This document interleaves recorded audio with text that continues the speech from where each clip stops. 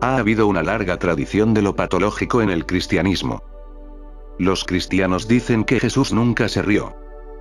Ahora bien, esto es una gran tontería. Yo te digo que Cristo se rió toda su vida. Solo Él puede reír. ¿Quién más? Pero los cristianos dicen que Él nunca se rió. Quieren mostrarlo como alguien muy triste, muy agobiado. Proyectan su tristeza en Jesús, proyectan su miseria en Jesús. Jesús se convierte en una pantalla y tú no haces más que proyectar tu mente sobre Él.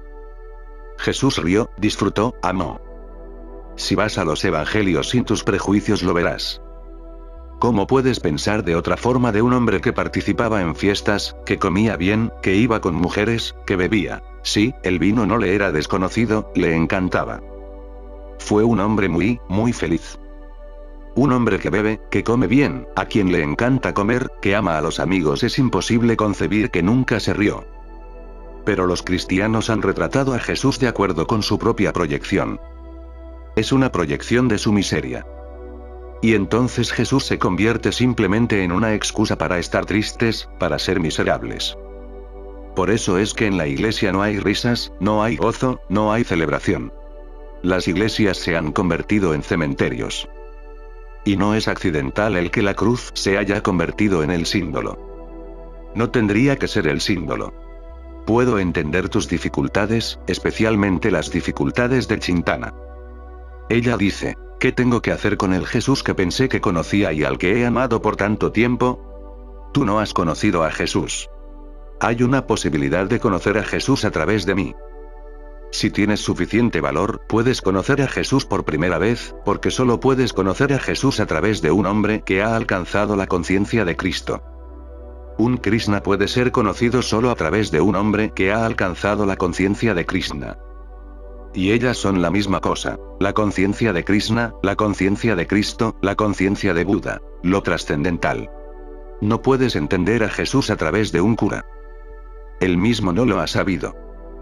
Él ha leído, ha pensado, ha contemplado, ha especulado, filosofado. Sí, él tiene una mente muy cultivada, conoce las escrituras. Pero conocer las escrituras no es conocer a Jesús. Para conocer a Jesús tendrás que conocer tu nada más profunda. Si no la conoces no puedes familiarizar a nadie más con Jesús. Jesús fue un ser completamente iluminado. Este fenómeno de la resurrección en lo que respecta al dogma cristiano parece inconcebible, pero no para el yoga. El yoga cree, y existen suficientes pruebas de esto, que una persona puede morir completamente sin morir. El corazón se para, el pulso se detiene, la respiración se para. El yoga tiene métodos incluso, que enseñan esto. En India sabemos que Jesús debió haber practicado algún ejercicio profundo del yoga cuando se le puso en la cruz porque, si el cuerpo muere realmente no hay posibilidad de resurrección. Cuando los que crucificaron a Jesús se dieron cuenta que estaba muerto, su cuerpo fue bajado de la cruz y entregado a sus seguidores. Entonces, después de que se envolvió el cuerpo en una fina muselina y se le dio linimento, el cual incluso hoy en día se conoce como el linimento de Jesús, dos de sus seguidores, José y Nicodemus, llevaron el cuerpo a una caverna y bloquearon la entrada con una enorme piedra.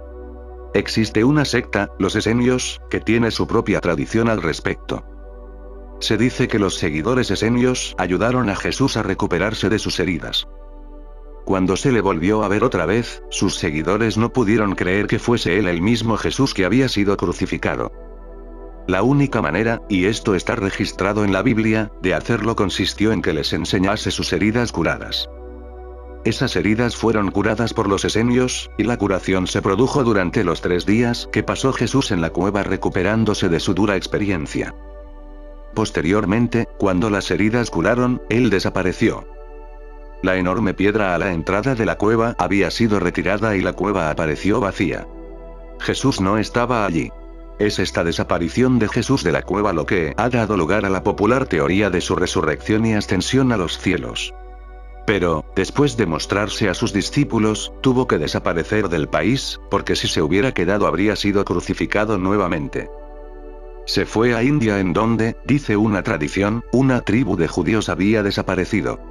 El famoso historiador francés Bernier, que visitó la India durante el reinado de Aurangzeb, escribió: al entrar en el reino después de cruzar el paso Pir Panjal, los habitantes de las poblaciones fronterizas me impresionaron por su parecido a los judíos.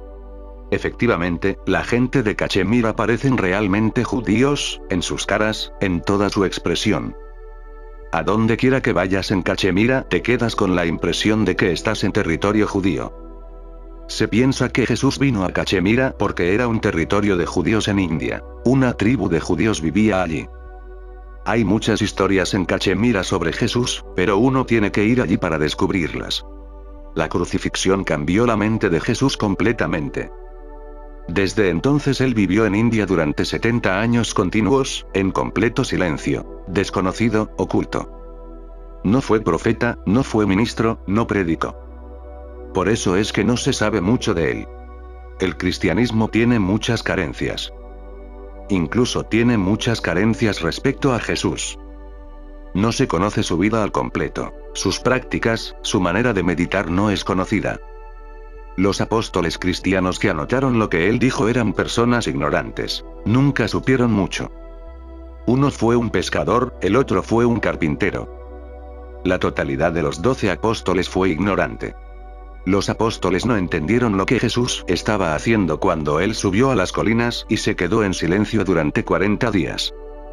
Solamente tomaron nota de lo que sucedió, y cuando él regresó nuevamente, empezó a predicar. Sin embargo, ¿qué hizo él allí? Nada se sabe, nada. De hecho, Jesús nunca murió en la cruz. Se necesitan por lo menos 48 horas para que una persona muera en la cruz judía, y se ha sabido de casos donde las personas han sobrevivido casi 6 días en la cruz sin morir. Debido a que Jesús fue bajado de la cruz después de 6 horas, no hay posibilidad de su muerte en la cruz. Fue una conspiración entre un simpatizante rico de Jesús y Poncio Pilatos para crucificar a Jesús tan tarde como fuera posible el viernes, porque el sábado, los judíos detienen toda actividad, su día festivo no permite ningún acto. En la tarde del viernes todo se detiene. Se hizo el arreglo para que Jesús fuera crucificado al final de la tarde, para que antes de la puesta del sol fuera bajado de la cruz.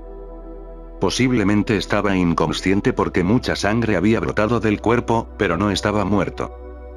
Entonces sería puesto en una cueva y, antes de que finalizara el día festivo y los judíos lo colgaran nuevamente, su cuerpo sería robado por sus seguidores. La tumba se encontró vacía y Jesús fue sacado de Judea lo más pronto posible.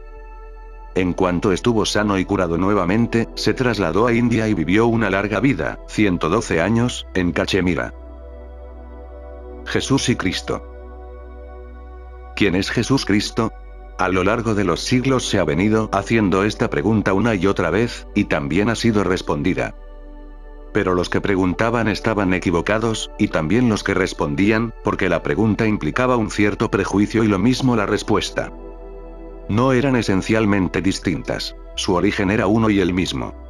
La pregunta la formulaban aquellos que recelaban de la divinidad de Jesús, y la respuesta venía de quienes no estaban preparados para creer en la humanidad de Jesús. Solo estaban capacitados para creer una mitad de él. Los judíos estaban listos para creer que era un hombre, y los cristianos lo estaban para creer que era Dios. Los judíos negaban una mitad, la parte de Cristo, y los cristianos negaban la otra mitad, la parte de Jesús. ¿Quién es Jesús Cristo? Los cristianos no quieren verlo como Jesús, hijo de un hombre de carne, sangre y huesos, un hombre como los demás. Los judíos no querían creer en él como Dios, como divino, hecho de pura conciencia, no de carne, sangre y huesos. Nadie ha sido capaz de creer en Jesús en su totalidad. Y no solo le ocurre esto a Jesús, sucede igual con todos los maestros, Buda, Krishna, Zaratustra. Y, salvo que consientas que Jesús penetre en ti en su totalidad, no serás transformado. A menos que lo admitas tal como es, no entrarás en contacto con él. Jesús es ambas cosas, Jesús y Cristo, y no se avergüenza de ello. En la Biblia él dice muchas veces, soy el Hijo del Hombre, y tantas otras veces también dice, soy el Hijo de Dios. Parece no tener ni idea de la contradicción que hay entre las dos cosas. No hay ninguna. La contradicción existe en nuestras mentes. No existe en el ser de Jesús. Su ser es un puente entre tiempo y eternidad, cuerpo y alma, este mundo y el otro. Su ser es un puente entre lo visible y lo invisible, lo conocido y lo desconocido. Es completamente un puente, se siente cómodo a ambos lados porque es los dos. Jesús y Cristo son como dos orillas, y un río solo es posible si existen dos orillas. Jesús es el río que fluye entre estas dos orillas. Ambas son suyas. Él existe entre las dos, es el río.